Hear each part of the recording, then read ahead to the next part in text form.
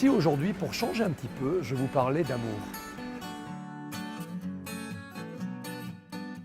Salut Will, on est ici dans votre pâtisserie qui s'appelle Amour. Qu'est-ce qui vous a donné l'idée de créer une pâtisserie végane? La demande. La demande et le côté de Camille qui était quand même avant tout pâtissière.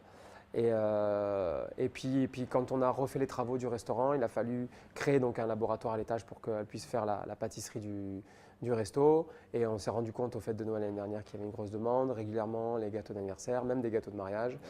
Et puis en fait, on a eu la chance d'avoir deux petites jeunes qui sont venues nous voir pour bosser avec nous, mais qui étaient vraiment que des pâtissières, donc on n'avait pas la possibilité de les prendre au resto. Et donc du coup, on s'est dit, allez, feu, on ouvre une pâtisserie. Alors pour faire des pâtisseries véganes, vous éliminez des aliments qui sont quasiment indispensables pour la plupart des gens qui font des gâteaux, le lait, le beurre, la crème, les œufs. Vous le remplacez par quoi? Alors on remplace par plein de choses, mais il faut rendre à César ce qui lui appartient. Moi je suis quand même un cuisinier avant tout, donc je t'emmène voir Camille dans le laboratoire, elle va tout expliquer. C'est la bosse? C'est la bosse. Alors, on y va.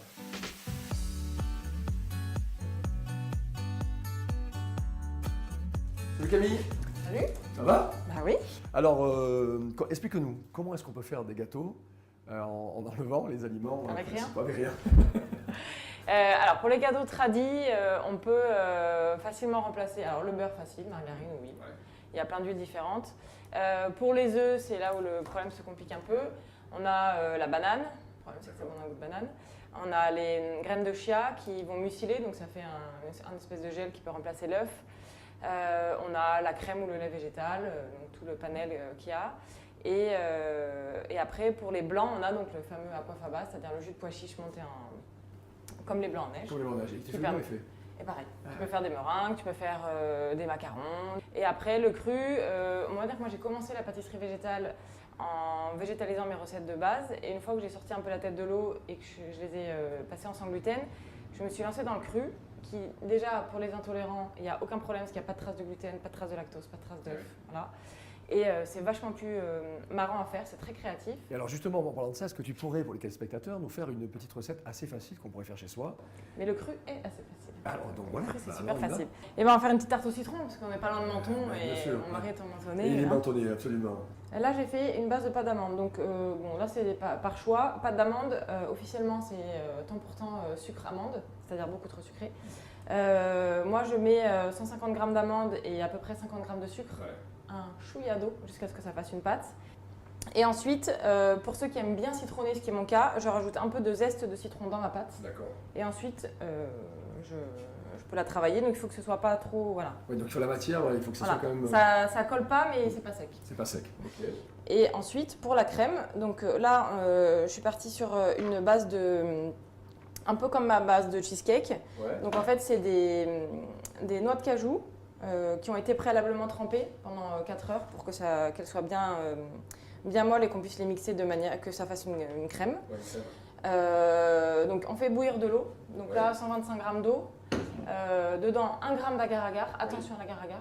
Oui. C'est Alors, joli. explique, Alors l'agar-agar, c'est une algue qui a des propriétés gélifiantes, donc ça remplace la gélatine de bœuf.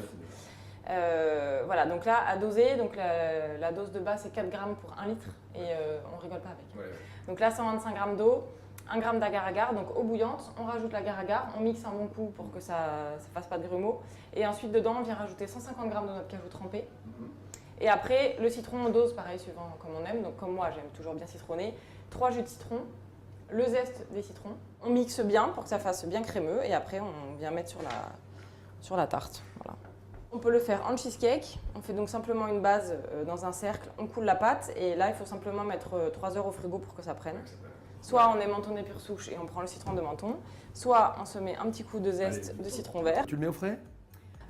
C'est meilleur frais, mais parce que voilà, ça peut se manger comme ça. Soit on fait une crème sans agar-agar et on le mange direct. Pour le cheesecake, 3 heures au frais et après on sert. D'accord. Et c'est fait en 4 secondes. Ah bah magnifique, voilà. Donc j'espère que ça vous aura donné envie de faire cette recette chez vous. Vous pouvez sinon venir ici, à Amour, rue Foncé à Nice. Quel numéro de la rue Foncé? Le 2. Voilà, 2 rue Foncé. Prendre une petite dose d'amour. À bientôt. Salut. Il se fait plaisir, Jean-Marc Nobilet, il nous fait plaisir, il vous fait Ouais. plaisir, on l'espère en tout cas.